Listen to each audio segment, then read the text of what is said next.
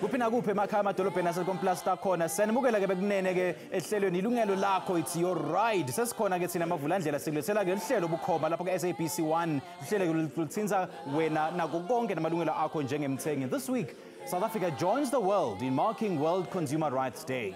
Lokusuku ke lugujwa njalo ngamhla ka 15 kule nyanga ya March. Asasingena ezabeni yethu ke bekunene kuva ukuthi ke la eNingizimu Afrika sesihambe kanganani ngekuhlonipha nekuvikela amalungelo yabathengi.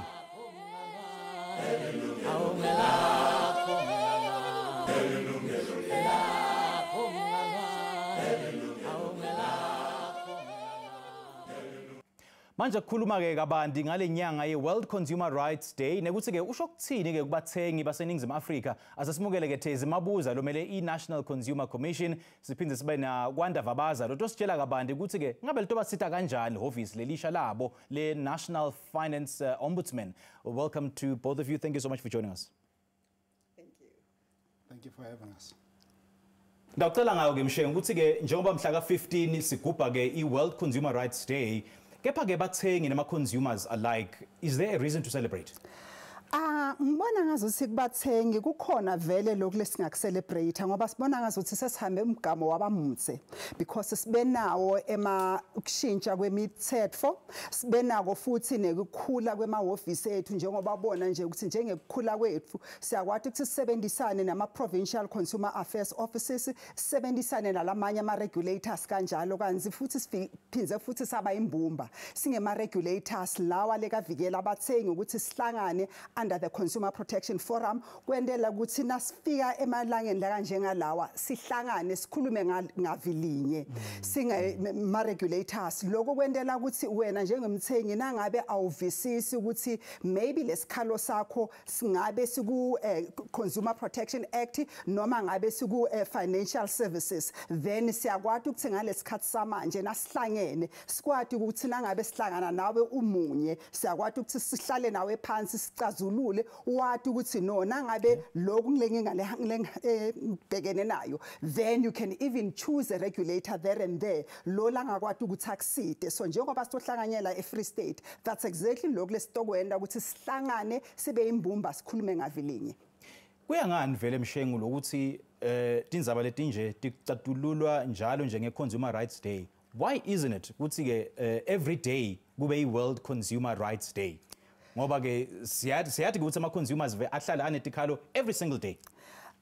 Siyaye sikwende lokho simahhovisi la kahlukene but then siyaye sithathe ukuthi every quarter okwamanje starting from ku 2023 ekuqaleni nje kwa 2023 ngaMarch kufikela manje besiyaye sithathe ukuthi every quarter we will meet in a specific province njengoba last year siye saqala elona eNorthwest so besiyaye siwashintshe nama provinces sithathe liviki sifika ku province ngayinye sihlangane and then sende show ukuthi in that square kilometer we bring wonke ma regulators ethu together then sisebenzise yonke lemithetho njengokuthi sitawuqala nje let's say ngecredit sibuka ukuthi no ebathengi laba labathatha kweleti ama IDs abo nani bayakwazi ukuthi malungelo abo yini siphindze futhi siye embahleni kanjalo siye futhi nakuma alternative power supplies. Okay. All right. Kwanda, let me also bring into this conversation. Awusichazela kabanti ukuthi office le NFO noma ke iNational Financial Ombud Scheme yini ama objectives alo nekuthi ke lisunguleleni?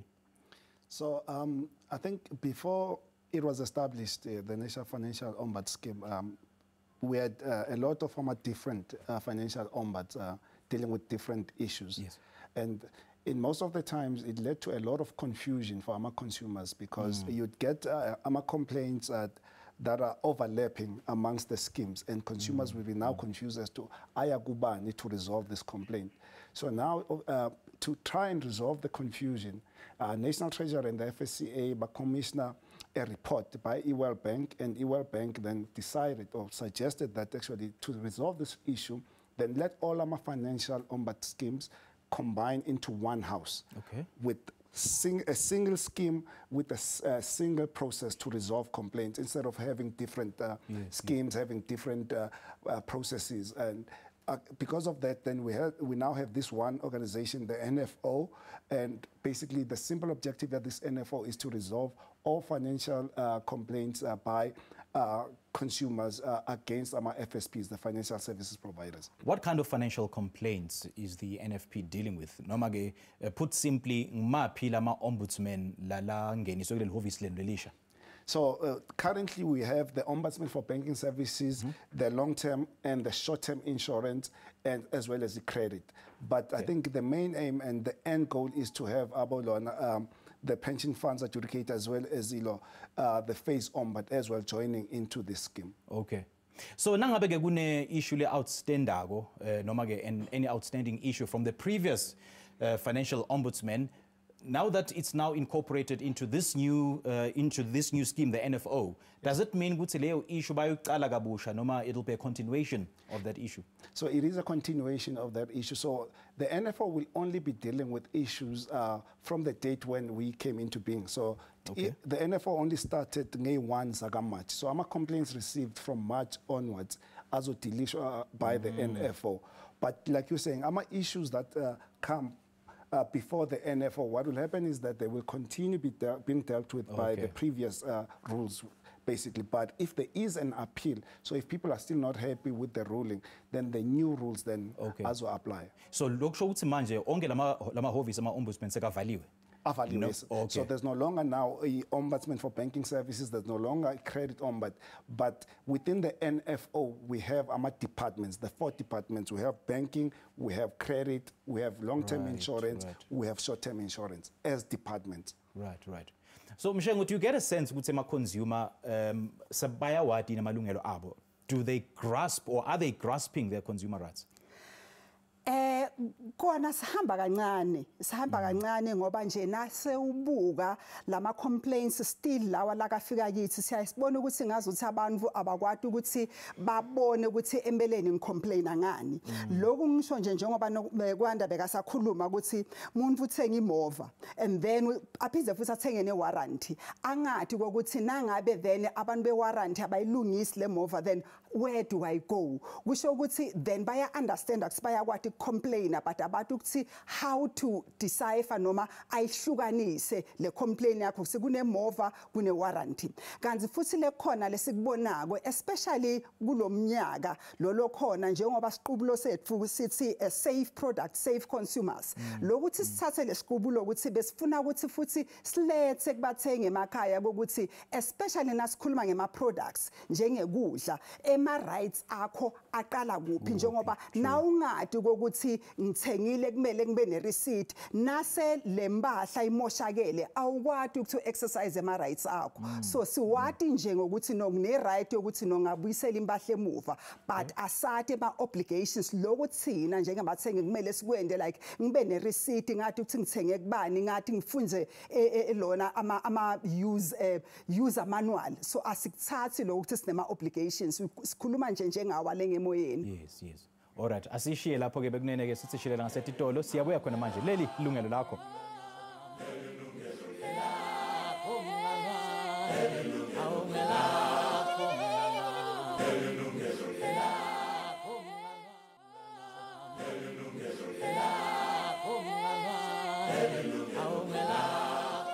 Sanibukela futhi ke bekunene khumbula ukuthi incingo tethu setivuliwe ukuthi ke nawe ungaba ingcenye enkulumo yethu namhla ungashayela icingo khona manje ku 0117140671 noma ke 0117140672 ungasithumela futhi ne WhatsApp ku 06084498570 06084498570 ungasithumela futhi ne-email ku consumer@sabc.co.za uphindze usithinze futhi ke ku Facebook. Namhla ke sikhuluma ngemalungelo ebantu njengoba nathi ukuthi ke mhla ka 15 March kulenyanga lesetulu it's World Consumer Rights Day. Ingabe ke iSouth Africa noma ke iningizimu Afrika yona iyawahlonipha emalungelo ebantu nokuthi sesambe kanganani ekutheni ke emalungelo ebantu ke noma ke in particular consumer rights ahlonishwe. And just picking up on that point, I want us to go back to the point you made earlier on. Ukuthi there's been a slow progress in terms of enforcing some of the consumer laws. Nokuthi ke sihamba kancane ekutheni emalungelo ebathengi ahlonishwe. Kuyangani lokho nokuthi lihhovisi le NCC lona yini tendo lebatendako in terms of sensitizing people about consumer rights? Are you posting it on billboards, radio adverts, newspaper adverts? Yini kahle kahle lihhovisi lendako? Lokho lesiqale kukwenda ukuthi sende show ukuthi siqala kuse endasi especially kubafundi siyaye last year nje kuphela sibe nema MOUs noma tivumelwane nema university lemathathu ngikhuluma ngaye i-University of the Free State, ngikhulume nge-University of Limpopo, ngiphinze futhi ngikhulume nge Eastern Cape. Lokho ukuthi sithathe ema rural provinces ukuthi what we are also doing ukuthi sithathe labafundi sibende especially in terms of a corporate investment responsibility ema university around lama communities lawa lekahluphekako ukuthi sebenzise ama law clinic abo ekutheni aba extend bafundise ebathengi especially around their catchment areas. Kanzi futhi nalama university students what they become ama ambassadors when they do ama mock courts wabo because kanyeni siyesibone ukuthi especially now ufika kuma courts and all that labantu laba lesebenda nabo especially kumnyango kuma provincial affairs offices basuke bangavisisi kahle ukuthi nasiya se appear before a court then sifuna ukuprotect amthengi then yimapi noma in preparing ama documents akho before the tribunal what evidence do you need and all that ukuthi no sibafundzise nabo ukuthi nabafika ku tribunal and present a case let's say uthenge imova what else do they need? They will need let's say offer to purchase. They will need a receipt ekutheni ubhadala malini ku insurance and all that. Nangabe le moto bewuyiphinzisele emuva do we have evidence yokuthi supplier ngempela walile na ukuthi ayithathe le mova noma ayilungise. Kanti futhi lesiphinze futhi sikwende ukuthi siyaye futhi concentrate kuma small businesses especially youth and women owned businesses sibafundzise ekutheni ema rights noma ema obligations abo njengebathengisi noma ama manufacturers maphi noma ema will say ama regulations imithetho kanye futhi nama protocol lele kumele bayilandzele nangabe bakhatha impahla kanjalo nema rights abo nangabe benda what we call they enter into a contract with you so educate abo soma business educate ama consumers kanzi futhi nama consumers in general siyaye sende shoko ukuthi nasikhanzela thuba njengaleli we go on radio especially ama community radios and make sure that we partner with ama provincial affairs in going to the community radios because it's where in information ledzingeka kakhulu kuma radios kubantu laba basesemakhaya so that is what we try and do but lekukhulu kakhulu ukuthi nangabe we've won a case let's say satha le njengale yaka Vodacom le esithole a win kuyo siyaye try ukuthi sipublishe ukuthi sibone ukuthi miphi imithetho le lomthengisi ayiphulile then we educate amanye ama suppliers ukuthi phela i-Consumer Protection Act really bites especially nangabe sithola ama administrative fine and then ama consumers akhanze redress kanjalo that's how we go about ukuthi njengemthengisi you know ukuthi the act really if you actually contravene any of the provisions then you are found at fault there will be an administrative fine then you will have to refund my consumers. Okay, so what's the level of cooperation between Hhovisi lenu nelhovisi le NFO labo kwanda vabaza lapha ukuthi ke and the previous ombudsman did you see an overlap of services between lama hhovisi lama ombudsman lalasa valiwe naleli hhovisi lenu? Yes, we did a lot of isbenawo ema overlap lamanyeni especially nangabe angithathe nje bekhona into tema credit where in one supplier just decided ukuthi yena will give abanye ama credit and then in that case akekho registered as a credit provider. What they will do is ema consumer ta complain ku credit ombud then sina ne credit ombud because together si njengoba sisho sithi siyimbumba would actually now saying ema complain la kangaka but nase ngibuka ngazo ukuthi akaweli kimi and then we will transfer ema complain isikhulume ngawo and even nema investigations will do that together. Ngitaniketa nje sibonelo sinye we had a supplier or one what we call a fraudulent scheme against Edwin Litopa, one of the guys that was really operating a fraudulent scheme. We have actually through the CPA with the assistance of financial services regulator what we did is we got sina njenge-CPA siyavumeleka ukuthi we can apply if muntu aphule i-CPA and then use ama-services alabanye bantu njengama i-financial ombuds kanjalo. Then together Tina will get that preservation order, but then they will continue on their side by investigator. So siyasitana, but then even nanoma sesikhuluma nebathengi nangabe kukhona njengoba siya nje kuleli viki leli siya kulo njengoba sisho sikwenda logo once a quarter, then we talk together in one voice sithi kumthengi, this is what we have bought, you've bought this product, sina siqala la sifike la, and then bona ba continue. So ilendlela lesizama sisebenzisane ngayo. Okay. Now, Wanda, what are some of the common issues that your office has had to deal with, and especially touching on the previous ombudsmen? So I think into just to make clear, the same old issues that basically we're still dealing with them namanje. Okay. So the issues in long-term insurance, short-term insurance, credit ombud, the ombudsman we're dealing with, now today so some of the most issues, Tina, for instance, the banking ombud, were obviously fraud, issues of credit. Again, I think the credit also overlaps with the credit ombud. So we'll deal with abantu not understanding, for instance, the contract now the service providers, the FSPs, people not understanding that, for instance, the fees, the charges, and the interest being charged with contract, thinking what the FSP abaropa. But when you go back and look at the contract, everything is there. Everything was explained. Yeah. And then on the insurance side, we know for a fact that the issues were obviously people being declined. Our claims are being declined. We saw a lot of those, and people obviously complaining as to why is my claim being declined, and not understanding that if there is any declining that is done by ends up because of our terms and conditions. So if you go and read the contract, you will see what there are exclusions. Like these are exclusion clauses. I show you if obviously you claim and that claim falls within one of these exclusions, then we will not pay you. Okay. So we saw a lot of those. And they also saw people, policies are lapsing. So because they're not paying. And people, they only find out to claim, I would to say, now I want money for a funeral cover for whatever, and find out at that time, let's say lapse policy because you were not paying. So, and yeah, those are the issues that our offices deal with. And speaking of overlap that you just mentioned earlier on, what if there's an overlap in terms of some of the services that are rendered by the different ombudsmen or other different departments under your ombudsman? Will it not delay an issue that has been brought by a consumer?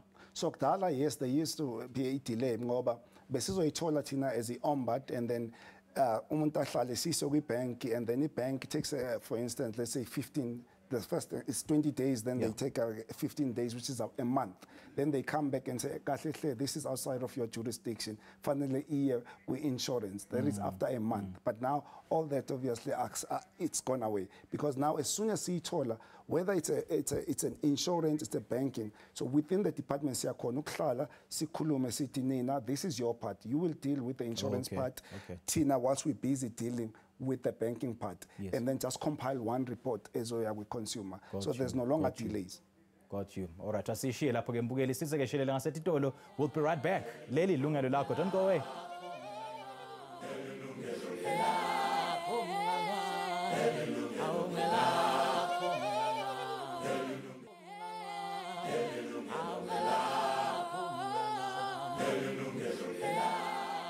Welcome back. Remember, you can also be a part of our discussion today by calling us right now on 011-714-0671 or 011-714-0672.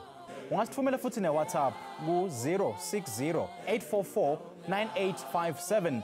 You can also email your thoughts to consumer@sabc.co.za or interact with us on Facebook. Let's take our first caller. We've got Anonymous from Pretoria. Anonymous, thank you so much for calling us. Welcome. Hello. Hello, Anonymous. Welcome. Thank you so much for calling.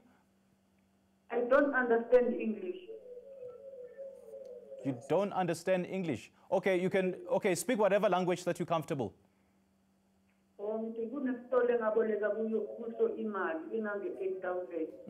Manje le shop le imali yakho nayethi ngiyayibhadala njalo ngenyanga oma 500. Yeah. Mara yethi imali yakho. Angazi thina lenza kanjani. Okay, ngicela uphindze futhi lo mbuto wakho mama. Lize Ngicela uphindze lo mbuto. awuzwakali yakhoshozelwa. Okay. All right, no siyabonga, at least sesiwutfolile ke lo mbuto wakho. Thank you so much for your call. Siyabonga kakhulu ukusishayela ke dini interview ukuthi takuphendvula khona manje. Anonymous ngiyathemba ukuthi uvile umbuto wakhe. Ngiyacela ngawe Mshengo. Yebo, lokho sesila kakhuluma ngako ngicabanga ukuthi i-credit ngoba uboleka imali and then ngoba bafaka interest ubona ngazuthi le capital debt ayehli. Ngidawucela kwanda kuthi amside lapho. Okay, kwanda ungamsita kanjani? Yebo, I think oqala nje ababukeli fanele ba-understand ukuthi it is important baboleke imali kuma FSPs are registered ne-NCR futhi na-FSCA, the Financial Conduct Authority. Very, very important. And also before siqhubeke sibona kanjani ke ukuthi ke i-service provider i-registered? Where do we check that information? Fortunately, good store, those that are registered, it is a requirement that Maungen and store there needs to be assigned a sort of a certificate. Show you that they registered service providers with the NCR. So there will be that certificate. It is a requirement that they need to show it for everyone to see it, the public. And then you see 8,000 and the scholar to assert. Now, I'm not sure what to whether the person is registered or not. But if the person aboleke kuye usisi, I'm not sure if it's comfortable ukusho na, but if lo muntu aboleke kuye, the shop that aboleke kuye is a registered FSP, then a complaint chances are it will fall within a jurisdiction yethu, the NFO, and then usisi can come and lodge a complaint about that debt not obviously going down. But if that shop is not registered anywhere, then OCC can go then complain to NCR. NCR will definitely investigate and deal, because each and every FSP or any person onikeza imali obolekisana ngemali out there, they must be registered. But if they're not registered, then it is a contravention, it's illegal, it's a crime, then they can report them to NCR. So nangabe i-consumer ke ayijabuli ngesinqumo senu noma nge-decision lethathwe yi-NFO, ngeke bese kwente kanjani? Noma ke office lenu, is it an office of last instance noma likhona office lelingetulu kwenu? So fortunately, so now a process, there's an appeal process that is available to our consumers. So isebenza kanje, so Tina, we will investigate, and then if abantu abekho happy nga i-ruling yethu, then bangaya ke bafile bayibiza a leave to appeal i-ruling leyo. So that leave to appeal is then heard by ILO. There's a three retired judges, a panel of 3 retired judges who are then handling the appeal tribunal yethu. So they will consider their application for leave to appeal. If there are good reasons, if lo muntu lo ongekho happy unama reasons, and those reasons are good, I show you why that our rulings should be overturned, then those 3 judges, the independent of our of the NFO, so the independent external tribunal will be dealing with them. So they the ones about decide, and then if they're happy, then they will then make our recommendations either to say our ruling was wrong, or if the reasons are not good, then they will just reject the application. Okay, so i-process yekuloja i-complaint nel-office lenu, NFO, is it still the same process that we used in the previous ombudsman, noma ke say i-process lensha? So today, so we've compiled one process for all the ombuds. So now it's simple. Anyone on a complaint, they can either call or by NFO, our website, but completed the online application complaint form, or send a WhatsApp or an email. Just an email, as long as that email has all our details. Because previously, Tina from our side, for instance, the banks wanted an application form completed. But today, with the new process, there's no need for an application. As long as you send an email or a WhatsApp, and it has all the details, your ID number, the account number, all that information, if it's insurance, the policy number, if all that information is there, then Tina sizovula a formal complaint and or a referral, then she says go bank or go the other participants. We now call them participants for them to consider the complaint. And I want us to talk about the complaints, the NCC. Are you seeing a growth in terms of the improvement of services that is rendered to consumers or whosoever is using that office? From our side, in terms of EMA services ethu, aye ashintshile, ayakhula abangconywana. Ekuqaleni ke bekusatha almost 60 days, or let's say uma ngabe ufile i-complaint namhlanje, because yonke into beyimanual. Bewufile and then uthumelele yona nge-email, and then from there we'll open the emails, check ukuthi konke kukhona, then acknowledge. Ekwamanje lokho lesicela kuwe njengemthengi emakhaya usibukele, please you go to our website yethu noma unganayo nje i-complaint okwamanje, create a profile ngoba ungumthengi. So nase unale profile, what you would do, you will simply use your ID nangabe ukhohliwe, then log into our website, and then we will give you a new password. Every time une complaint, all you do, you only do a profile once. Now in a complaint, you simply even nange phone yakho manje ngoba sodoba unale profile. You simply complete ukuthi no ngithenge kubani, ngathenga loku, and then uphindze futhi attach nesithombe sale proof of purchase. And then once you tholile, then what it will do, automatically it will give you a reference. Ngale reference then utabe sewuyalandzela ukuthi no, i-complaint yamanje seyilana baqedzile ku-analysis, manje sebangithumelele seyiku-investigation, and then nangabe vele njengathi nangabe at the end siya investigators khanza kwekuthi ungazi uthi thina ngeke sihambe siye ku tribunal on your part to issue lokho lesikubita kuthi non-referral.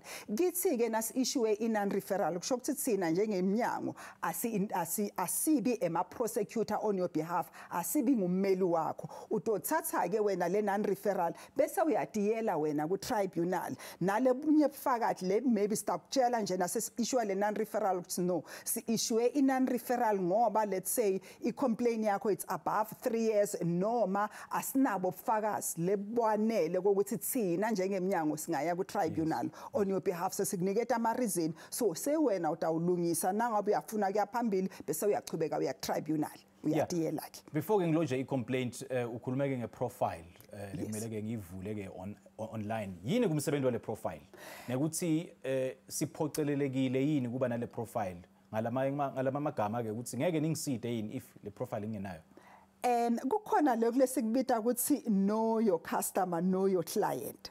So nangabe ngifuna ukukhuluma ngecomplaint yakho, ngifuna kwathi ukuthi ungumthengi, because i-Consumer Protection Act iyakuvikela ungumuntu lo natural, iphindze futhi ikuvikele na ungisoma business lomncane lone annual turnover yaka 2 million. So that would mean that wena now file complaint isifuna kwathi kuthi ngibani ungumuntu, because even our Consumer Protection Act it's clear, ithi umuntu lo lokwathi ukuthanga complain akube natural person noma kube business. Lokho lekwende ukuthi sifune ukuthi create ema profile ukuthi ebantu bethu bebanabo ubuvilanyana nje lobuncanyana kusebenzisa ema lawyer na ubuda ukuthi no ubhadala I lawyer whatever client services lo ibhadalako bese uyakubo bathi no we even offer to you lona ikucazulule ama complaint wakho Consumer Protection Act, but githi ufika mahala sikwendela konke lokho mahala siphindze siye tribunal mahala mara uphindze futhi wena ubhadale emmeli lo la kangavisisi ukuthi ucomplaina ngani yena uvele nje abe liboss. So sifuna kwathi ukuthi sikhuluma nabani ngoba kwende njani. So the only person that complains is a natural person noma soma business lo below 2 million turnover yakhe. Okay. Yeah, go ahead. As well, I think Tina, from our side, natural people as well as businesses, but with the business, the turnover, the annual turnover cannot be more than 10 million. So if it's 10 million below, then see investigator those complaints. And then if it is a natural person and they're claiming 5 million down, then yes, we will have jurisdiction. We will handle those complaints. Then, turnaround time yenu normally iba sikhathi singanani nje? So turnaround times normally depending on how complex the case is, but and obviously depending on the very different departments. So long term, for instance, long term insurance issues, they normally very complicated and take longer.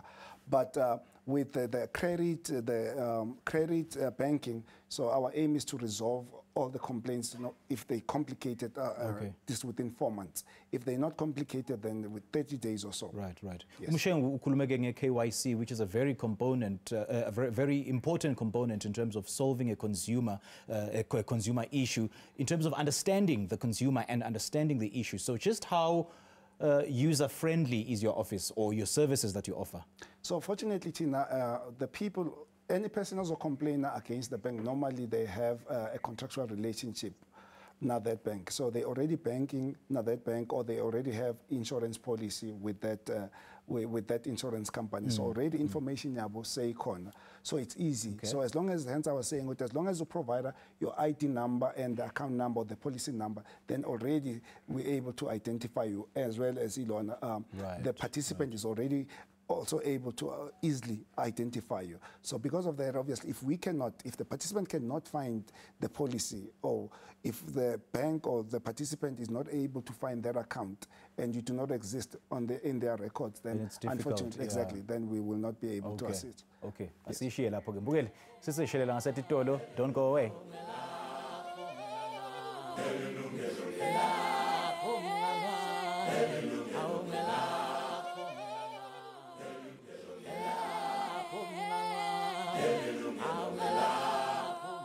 Sakumola futhi mbukele ke 0117140671 0117140672 leto ke tincingo tethu talapha e-studio ungasishaya licingo khona manje ube ingcenye yenkulumo yethu namhla ungasithumela futhi ne-WhatsApp ku 060 ungasithumela futhi ne-email ku-consumer@sabc.co.za noma ke usithinze ku-Facebook khona manje. My iPad is ready to read some of your Facebook messages. Namhla ke sikhuluma ke nge-World Consumer Rights Day nekuthi ke ingabe sesifike kanganani noma sihambe kanganani lapha eMzansi Afrika kuhlonipha emalungelo eluntu namahlonipha emalungelo ebathengi. Siphinze ke sibuke nelehhovisi le-National Financial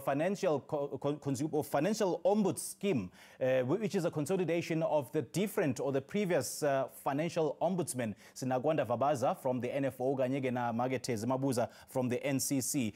Mshengu, the misconception is that lihhovisi lenu, since it advocates for rights of the consumer, noma ngabe i-consumer wrong in a particular consumer issue, nitawurula in the favor of the consumer. That is one gross misconception. Ingabe ni deala kanjani ngena lenzaba leyo?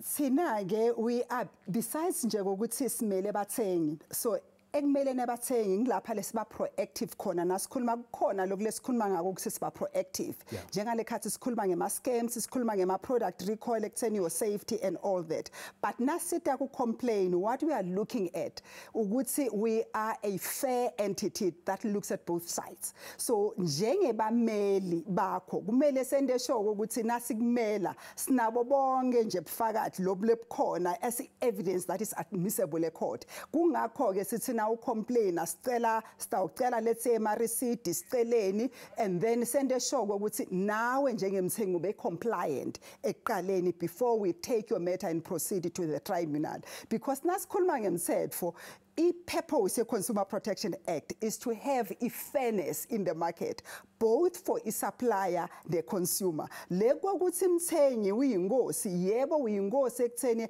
awuniketwe equality nema product laka safe, but nangabe sikhuluma nge-fairness kusho ukuthi mthengisi nawe njengemthengi kumele nibe fair. Angeke uthenge info namhlanje then bese uyayiphula and then kusasa and say because I am king then I can go back and then get a new fridge or something like that. That would mean ukuthi ama business ethu atawuwa phela ngoba ngibani lengafuna ukuthi abe ne business ukuze kusena lose ngoba I business ukuthi wendi profit. Yes. So sikhuluma nje ngefairness. All right, let's take our next caller. Sinathulani ukhona lapha ke eJozi sekomoyo ehlelweni sawubona. Yebo njani mfethu? Siphilile kunjani baba? Ngiyaphila. Hawu khuluma nathi baba. Ngathenga ibhayisikili la kwenye ishop la ePick n Pay still eduze kwala China shop yakhona. So ibhayisikili bele 1100. So ngayipatanisa ke yaze yahlangana ngalithenga. Kodwa mangilithenga nakhona ngiliswayipile ngekhadi lami lasebank ngoba imali ngangifake kulo. Yes. So ngayiswipe and then ngalithatha ke then la hamba I think i-hour kwathola ukuthi alisafuni ngase ngakusasa ekuseni ngaliphindisela bathi bazolungisa bebengabopha ngamanada athize ngalishiya ngaphinde bafona bathi li-right ngalilanda ngaphindisela ngize ngahambisa ngicishe Ngoba kayi-6 yonke lento yenze. Awu. Banginike elinye nakhona ngingasalifuni ngcono kubuya imali ngoba liyafana naleli lizonginika inkinga bathi no li-right lisha nalo lenza same thing. So-ke ngithe uma sengingala-ke mina sengibanikele lesibili ngathi aye ngisicela imali yami. Hayi sakhuluma into njenge-hour kunzima ukuthi imali iphume baze banginikeza i-700 bathi bazonginika le ngathi mina ngiyayifuna enye ngoba ngaleso sikhathi benza lento ngangijaha ingane ibuye esikoleni so endlini ikhiwe ingane mayibuye izothola kungenamuntu banginika le 700 ngayithatha ngabatshela ngizobuya ngilande ingeke mase ngibuyela-ke bangitshela no ngeke banginikele enye imali ngithi why reason yini bathi hhayi ukwagibela naye so ngithi mina aligibele isikhathi esingakanani wabe ngifune ibhayisikili mina ngiyi-pensioner so yonke into yami ngiyenza ngiyayibhajethela ukuthi ngiyenze. Okay, so till today unalo 700 abazange bakunika le balance? Azange banginike le balance esele bangitshela ukuthi ngeke banginike and uma ngiyakhona laphana ngisebenzisa u-60 rand ngelanga ukuya nokubuya 60 rand sonke isikhathi uma ngiyakhona. Okay. So uma ngigcine sengihleli nje ngiyibuza ukuthi kambe ngizokwenza njani ukuze Siyabonga kakhulu at least asiyitfolile ke indzaba yakho. We got the gist of your issue. Thank you so much for calling us. Siyabonga kakhulu ke baba kushayela ma experts and ethu akhona ke kule show batakuchazela ke ukuthi ke kumele wente njani. Mshengo. Yebabe kule nginga lakho lelo bhekene nayo kokucala nje ukuthi na ucetha kuthenga impahla noma ngabe uthengeni ku the first 6 months nalempahla le uyithengile iyonakala okokucala unama choices lemathathu ukuthi bakurefund balungise noma by replace. So kuya ngawe njengemthengi kokucala nje uyakhethela wena because that product ibe defective. Ngilapha emalungelo akho aqala khona ukuthi uyakhetha.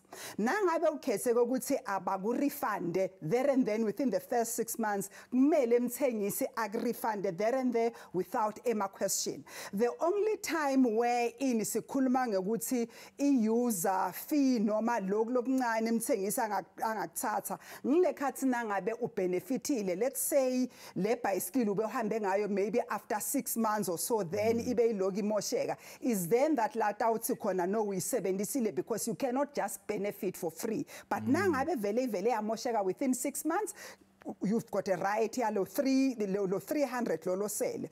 Ngicela ukuthi yana ehhovisi leseceleni kwakho ku provincial affairs offices angathi ukuthufona ukuphi lapha kwenye nenye province we have what we call i-consumer protection affairs offices. Yana kubo ubachazele nangabe lenkinga lobe nayo yendeke within the next 3 years, maybe let's say yendeke before March 2021, you still can come to us or whoever, any of the provinces, then they will deal with that complaint. Okay, thank you so much for that. From the perspective of the NFO, how would you help him? So, njengoba usisi bekasa chilo ukuthi there's complaints that are dealt with via CPA, and then there's those that are dealt with via the National Credit Act. So here, this one is completely outside of our jurisdiction because it is not an NCA, it is not a credit issue. So it would definitely not fall within the jurisdiction here, the NFO. No. All right. All right, asiyishiye lapho ke babukeli sithathe carefully lekugcina ngci hlala kanye nathi ungasanyakatha.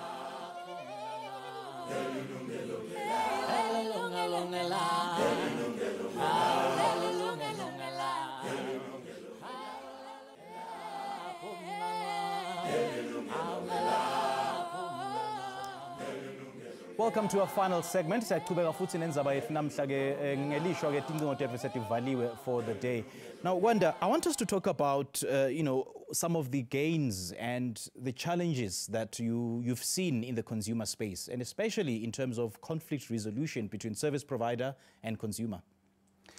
I think the gains that I've seen, I would say, Tina, I've seen more of our consumer protection organization bodies doing more to create awareness about the CPA, about the National Credit Act, the rights are contained within those two acts. So I've seen a lot of that. I've seen ombudsmen like Tina, for instance, evolving with the aim of trying to assist our complainants with creating a less confusing system, alternative dispute resolution system. So those are definitely gains. again, I think there's more awareness. I've seen that from our side, the ombuds, we're doing a lot of awareness to assist our consumers, whether it's through our press releases, through social medias. There is a lot of awareness, and again, taking into account our cases that we've dealt with, we see our learnings from those cases to say, for instance, a prescription. We deal with issues relating to prescription, and we know what a lot of people are not aware of our rights, and because of that, some of them have been paying prescribed debts on debts that are prescribed. They continue paying because they do not know. Luckily, those people who are aware, they come to us, and after complaining, then we say, actually, the participant here is in the wrong. They should not be collecting. 3 years has passed, and this person never acknowledged the debt by paying, or the participant calling, and then the person saying, yes, I know I owe. None of that has ever happened. Okay. So after that, then obviously we learn from those, and then we teach abantu to actually, if those things never happened, you never acknowledged it, you should not be paying. Then we tell the participants to refund all those, because there is obviously payments collected illegally. They're not allowed to collect that. The NCA forbids all that. So we've seen that. Challenges, I guess one of the gains is there is a lot of technological innovations in Zagalayo, especially within the financial services space. But I think the challenges that we've seen is that a lot of people are not understanding the workings of these financial products, the risks involved. And because of that, most of them end up being abused by some of these FSPs, and others end up falling victim to the scams and the schemes out there from obviously individuals out there who know exactly that these people... Unfortunately, we're out of time. Just your closing remarks, Mshengu? From our side, we would say that we really think that there has been a lot of progress. Benawo ama-consumers, ama-complaint nje angithatha nje kulo mnyaka nje wodwa.